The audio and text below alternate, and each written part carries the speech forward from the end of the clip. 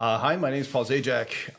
Welcome to Boss Battles, and this is Battle Reaction, the show where we have a guest on and talk about our latest episode. And today, I'm super pleased to have with me Kat Kruger, who is independent game designer, professional DM, and author who worked on the Hobgoblins that we used in our last adventure, part of MCDM's Monster Manual, Flea Mortals. Kat Kruger, thanks so much for being here. Thanks so much for having me. I am very excited to talk about my hobgoblins. It's been a while, Yeah. so I might not remember all the details, but I'm happy to talk about these hobgoblins and how different they are Yeah, from they were, the one of the originals. things I was thinking about in reviewing this, uh, I think there's a lot of monsters that don't do what parties do. In that parties, the good ones, work synergistically, like like the X Men, a team of superheroes who augment each other's powers. And I think oftentimes we see monsters that are their own scary thing, or a bigger version of the same monster, but not often that they have different aspects that fit together. But these ones certainly did, and maybe before we'll see examples of that in the clips that I sent out. But was that something that you were thinking about? Was that something that like MCDM was, hey, we want these things for our monsters, or did it just come out synergistically somehow? I think so. The assignment I got from MCDM was essentially we would like you to create these hobgoblins um, with these specific CR and types. Everything else was up to me. I also got the directive that they needed to be infernal Okay, nice. lineage, and that was it. They were like it was one of the most open, um, like really open, cool. Like give us what your best take is on hobgoblins with like this information. So yeah, I went in. You know, the big thought for me was well, infernal equals like there's going to be like these devilish deals, right? These fiendish deals and bargains as part of that. There's going to be resistance to fire. There's going to be like elements of fiendishness within them. And with that, I think it still went hand in hand with the militaristic hobgoblins that we know from, traditional Right. previous editions of D&D, but just with that extra like bit of like fire.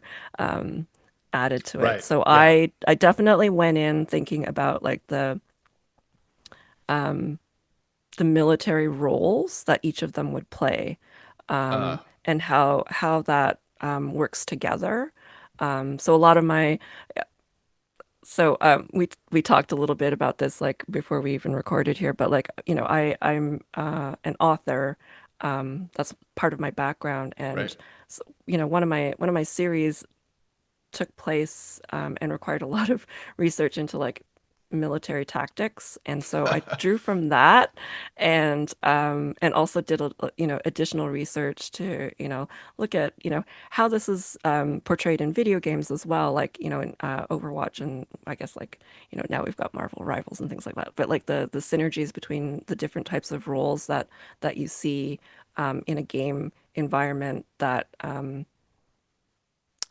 like they are sort of militaristic in a way. Like you're working together to achieve an objective. So I wanted Yeah. that for these hobgoblins. Right. I can really see that like looking at it from a military perspective, you would get different rules. Like your job is this, your job is this, and that would come together. So that's a nice framework to work off of.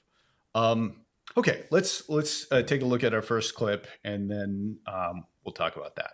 Okay, here we go. Fox gets a 7, and he says, "No, I didn't get to where I am in life by failing. I choose to succeed." And he's going to use one of his special abilities to succeed. It's not exactly a epic resistance, but something like that. So I'll read it off to you. Infernal Sacrifice. When Varrox fails saving throw, he can call on hell to succeed instead. When he does, each ally within 60 feet of him takes 5 necrotic damage. So he goes, "No, I choose to succeed." And then this kind of flame burns up around all his allies. And so they each take an additional 5 damage. So Rawlings, poof, crumples into cinders. Marucci goes ahead and takes 5 damage, and he's like, "Ouch, boss! What was that for?" Franklin, poof, incinerates, and Easton, poof, incinerates.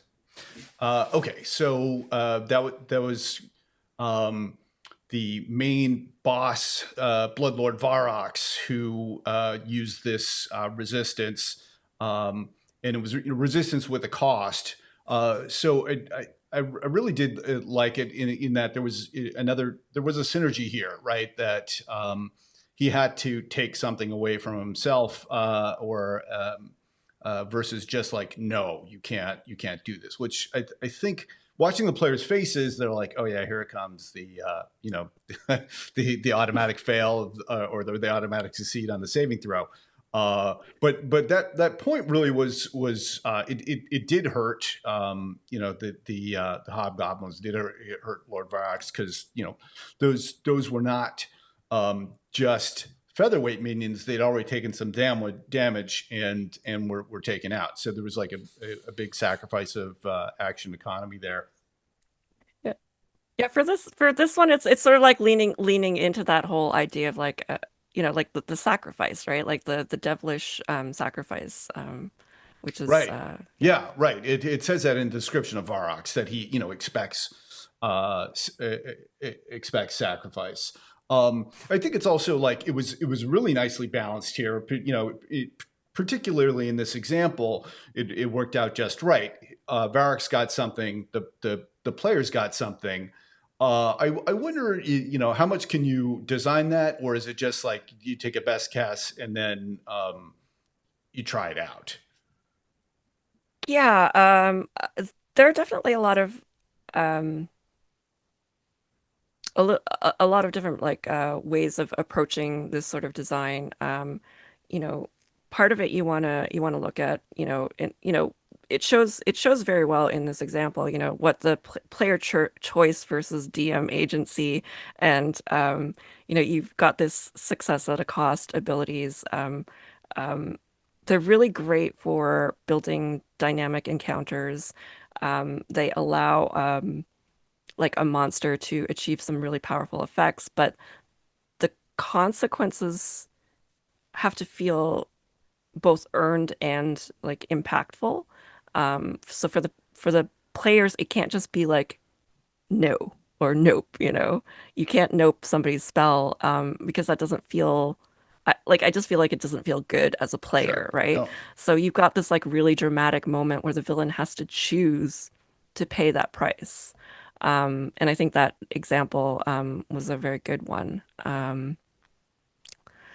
Let's see, what other thoughts? We need to, when you're designing something like this, you have to consider like the what the value of the cost is as well.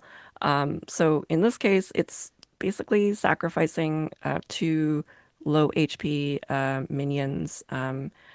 It seems like, in this case, it seems like a pretty good, a fair trade for Yeah. removing Well, a he was so debuff. the spell that he saved against was slow, and I think that would have just really messed him up, because he's got multiple attacks, and he has to close the distance to get in to see people. So slow could be really devastating spell, and so yeah, it was something worth sacrificing for sure. Yeah, yeah, absolutely. So like, I mean, I think some of the minions were already on their way out. So, Right? Yeah, it's sort of they're like, already half done. yeah, so, removing slow and sacrificing the minions that probably would have been taken out anyway is a pretty good tactical move and advantage for Varrox. I think if they were two fresh, powerful allies, maybe not. Yeah, right. Would have done Like that that's on the that's a first. judgment for the DM to make, right? Sure. Yeah, What else you can have I to. say about this? Yeah, like I guess like narratively, which is always very important to me, is like, does this cost make sense thematically to what the Bloodlord is all about? And yeah, to me, it was, it's, this sort of ability is, that's what he calls for. That's what he's going to do on the battlefield, right? And it's all about like in the infernal pacts, the sacrificing of your allies, especially the weaker ones. It just, Right. I like that. That the idea of him being this demanding guy was something that prompted that ability. That's really cool. All right, let's we'll take a look at our next clip and we'll come back. Inferno is going to take his ready to action, which is an ability. Let me read it out to you. Blaze Sprint. The Fire Runner moves up to their speed without provoking opportunity attacks. Each creature they come within 5 feet of during this movement must make a DC 14 dexterity saving throw, taking 10 fire damage on a failed save or half as much on a successful one. He's slowed, but he still has enough movement to get here, and he does not take opportunity attacks. So you guys both have to make a DC 14 saving throw. Okay. Yeah. Okay, here we go. Oh, Okay. So you both fail and take 10 fire damage. But in addition, the AoE produced by Deep Down reveals itself to be a vulnerability to fire damage. So you each take 20 points of damage. okay. So I think that clip was almost even a better example of the synergies thing that we were talking about right after our intro. Um, the war mage had put down this area of effect that like initially just seemed that it was nothing, right?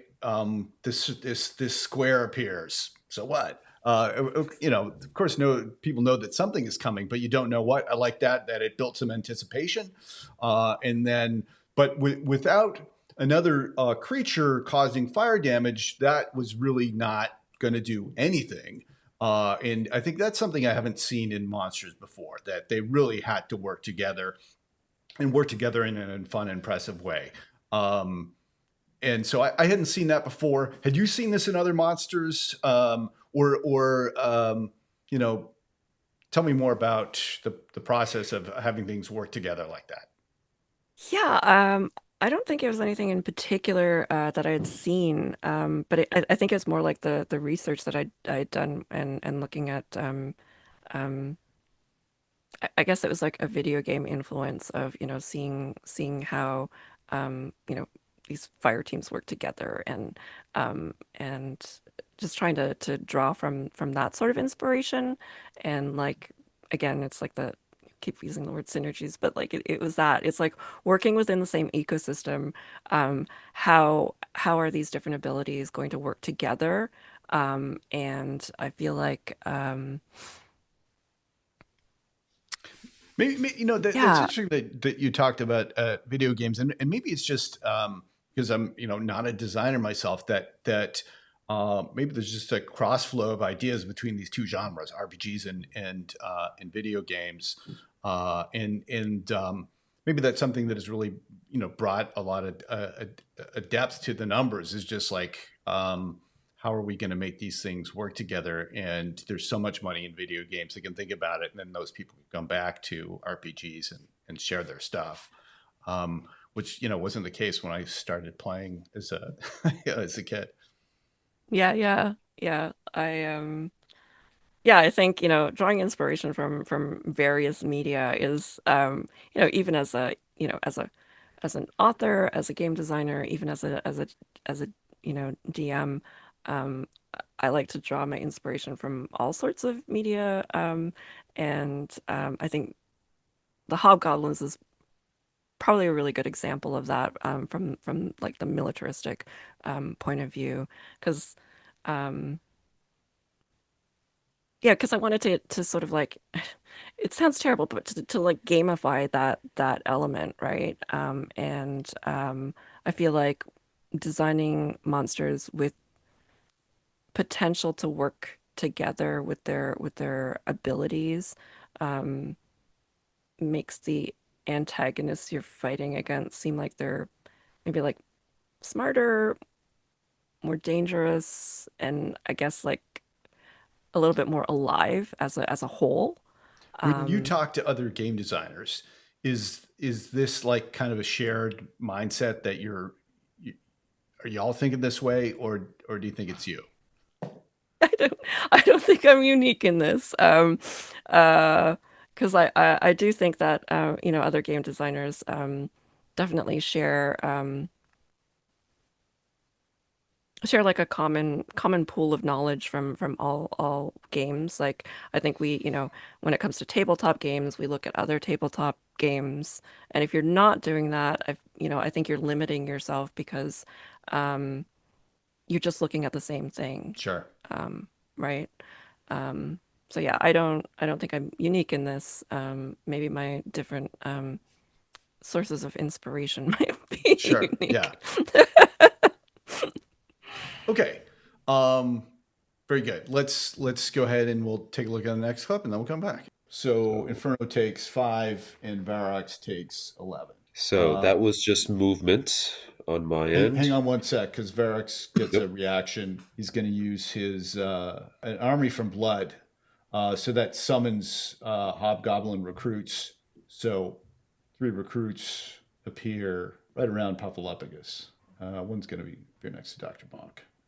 Okay, go ahead. All right. I still have 10 feet of movement left. Okay. Okay. All right. I'm not So getting it as a DM what's I don't know about if to that happen. changes anything on your end, uh, placing wise. I'll give you Oh, that. I Yeah. see. Right. Yeah. Oh, yeah. No. That I mean, that's fair. Um, Okay. so yeah. Go ahead. Let's see how Oh, you roll. Roll okay. for damage first, because if it's more than double their hit points, they're gonna die. I could. Yeah, I could just do 5 and 10, like so. Yeah, that's true. Diagonal, sure. Get everybody. Yeah. Yeah. I did roll, I believe, a 13. Yeah. 13. Yeah, so they could conceivably still live if they pass. Okay, so let me start rolling some wisdom saving throws. Sketcher, poof, dies. Chuka bursts into flame, and Lugs. Come on, Lugs. No, he's surrounded by these holy guardians and just all right. Okay. Ferrex, what Oh, happened to you? What is wrong? Why do you hate hobgoblins so much? Okay, so that clip was not so much from a design perspective, but it was kind of the first time in this series that someone had used Spirit Guardians so well, and it had a little bit of change in the 2024 rules in that it affects anybody who is within the area during your turn, not just like at the end or the beginning. And so it's like a lawnmower, right? You can just move Yeah. it around, and it's one thing to read it on paper, and then like you could see. I didn't see I didn't understand what was going on, and the player's like, Hmm. is that going to change what you want to do? And no, I'm like, no, you can. I'm going to err on the side of the players. Um, but it was pretty interesting how you put those guys in, and then because they were these small minions, they just immediately were destroyed.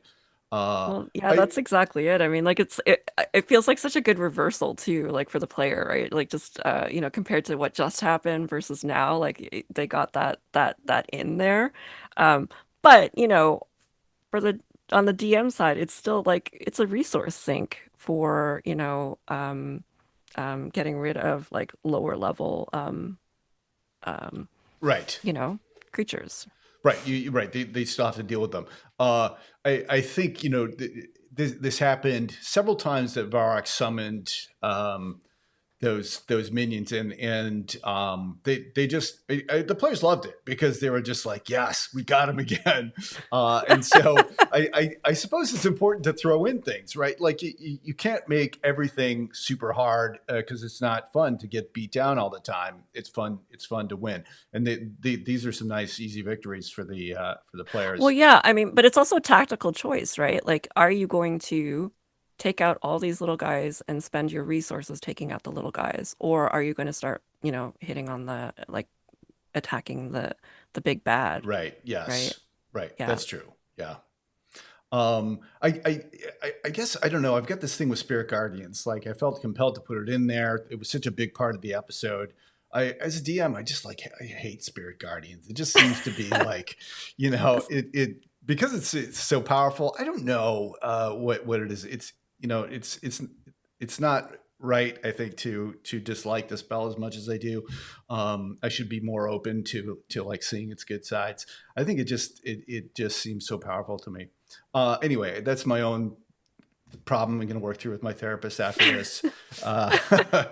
But as a player, I love Spirit Guardians. Like I played the Countess on a noir podcast, and right. she had Spirit Guardians, and oh my gosh, it was fun. I got to play Davy Jones with just like getting all these skeletal warriors out of the water. It was really cool. Nice. Yeah, I think it dates back to my when I played like first edition when I was a kid, in that the clerics just seemed like not fun, right? And so I'm carrying that the clerics have been ruined for me. I didn't know that clerics were so much fun to play until I played the Countess. I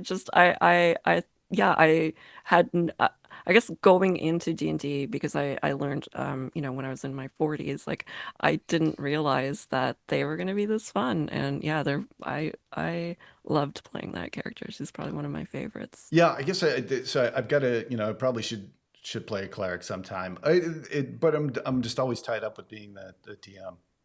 Mm-hmm. Story of many people. Okay. Yeah. Let's take a look at the next one. Dr. Bonk. Yeah, I really think Bloodlord Varix is doing just fine where he is right now. I can't see him too well either, so I'm just going to leave him. I'm going to say, you sit tight. I'll be right back, sweetheart. And I'm going to go and use all my movement to make it to deep down. I believe this won't provoke an opportunity attack because he already used his reaction previously to summon a bunch of hobgoblins, which are now mostly dead. I love that. That's great strategy. Okay. Yep. So I'm going to use my full movement to charge at deep down here with my trident. And that's a crit. Oh my. All right. Yeah. Flies off the top ropes. Dr. Deep dish. Bonk. And that's going to be 16 damage, and I'm going to use my charger feat, so I'll add an additional D8 to that. Is the D8 doubled on a crit? Yeah, you double the dice. Yes. Yeah. That's a great point. So that was a 1 and an 8. So total of 9 additional damage. Okay. So that's going to be 25 damage to deep down. Yeah, so deep down is critically wounded, but still alive. Great. I still got another attack. Okay. Oh, I should say I was going to force him to make a topple save as well. So that's a DC 16 Constitution save. Yep. Okay. 18 rolls, so succeeds. Great. I'm going to shield bash him, so now it'll be a DC 16 Strength save. Okay. Jeez. Yeah, you did. This is a double. All right. You do beat him down with the shield. Okay. Great. So now that he's prone, that 13 that I just rolled is actually going to be at advantage. Okay. That's going to be another crit. Oh. All Oh, right. God. Oh, man. Well, yeah. Let's roll the damage to see. The Bone King How much is can you put it down? That's another 17 damage. Oh, okay. Deep down is crushed down by Dr. Bonk and is slain. Yeah, gone. So I just kind of had to show that turn because it was great. It was fun to watch. And Dr. Bonk, he's a champion fighter. Ethan, the player, really used a lot in that session. He understood that Varrox didn't have a reaction, so he wasn't going to take the opportunity attack. He uses his charger feat to get extra damage. He uses the weapon mastery of the trident to force him once to make a save being toppled. That doesn't work. He's got a shield master feat that he uses to finally bash him down. He crits once naturally, and then the second time he gets a crit, I think, from his enhanced crit. So on a 19 instead of a 20. He used like so many things there, and to great effect, right? The War Mage or Battle Mage, I think, started a bit like half his hit points, and he took him down. It's fun to see a player do that, and I think it really brings out, especially maybe in the 2024 rules, how much is available to people to like stack. Yeah, the 2024 rules, I've grown to really appreciate, like, especially in combat. I just feel like combat moves faster, and there are a lot of incredibly cool things you can do, especially when you understand the mechanics and, the what's possible with what your class can do. And like Dr. Bonk there definitely Bonk, showed yeah. yeah, like showed exact like the and also, like, I think from a DM perspective, um it's probably really rewarding to see, like, your players shine that way. As a Yeah. designer, it is for me, seeing, like, the things that I created create these really powerful story moments and combat moments for players. It was just cool to see all of that, like, transpire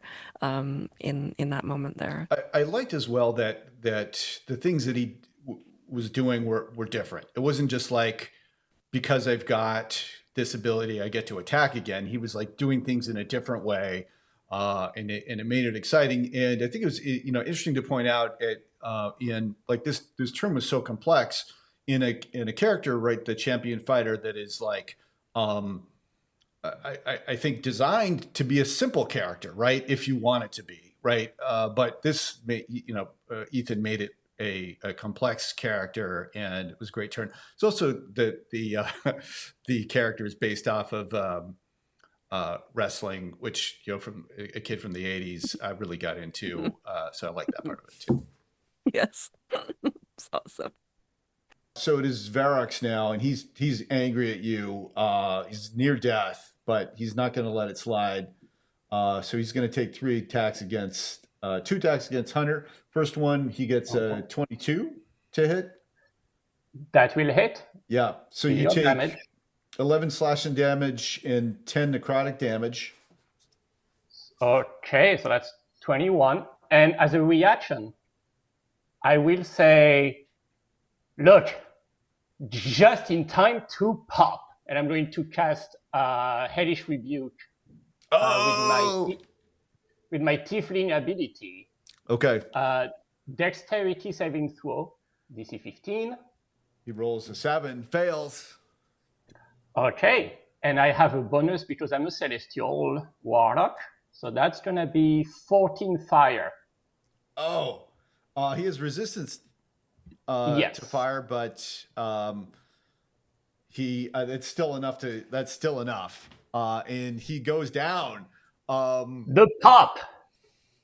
With that, he does explode. You take another additional 5 points of damage yourself, and so does Dr. Bonk. But he's gone, and you guys have defeated Bloodlord Varrox and the rest of his minions. Well done.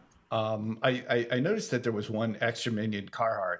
I wonder what his story is. Like, did he just sneak under the table? Like, bargain, guys, it wasn't me. Right out the portal. Right. I've got to maybe that's the type of like NPC you bring back. Carhartt's revenge. Find some later on after he grows up. It was a horrifying experience. I thought it was a fitting end for the demonic or the infernal influence Lord Varrox to be killed by the Hellish Rebuke. Oh my gosh, that's such dramatic irony. Like, so Yeah. good. Right. And it was, we didn't see it on our main episode. We have the hit points up, but Hunter, the character who's tiefling, and he would have been killed in the next attack. Like, he was down to his last couple of hit points. So it really was like this great moment. Yeah. Yeah. So another example, like, just of how I guess I was impressed with how close this match was too, and it kept on, like, even as a monster wears down to the end, they can provide excitement, and Varrock certainly was able to do that, and even in his death. I like that infernal ichor, right? That a couple of the monsters have, that's their parting gift, is they do some extra damage. Yeah. What a great adventure. I don't know, any last thoughts as you look at your have you seen Varrock's been killed before? I suppose you must have, but I don't know. No, I wasn't part of the playtesting. So MCDM has their own playtesting group, and so I wasn't part of that. So I haven't seen him defeated in such a Creation way. So destroyed. creation Sorry. destroyed. Yeah. I guess But it was a beautiful end. Like, it was just, right. like, Yeah, it perfect. was right. If you're going to go out, that's how he would have chosen to go. Right, at the hand of the devil. Right. Okay, I guess that's it. Kat Kruger, man, it's been a pleasure talking to you. Thank you so much for joining me here. It means a lot to speak to the creators and to get their advice. So that's it. Thank you so much. Thanks for having me. It was really great chatting about a monster designed, like, feels like so long ago, but like I still get, nice feedback about the Hobgoblins. So I'm glad they are out in the world being played. Yeah, right. That's got to Causing be terror. rewarding, right? To to see your stuff being used. Right.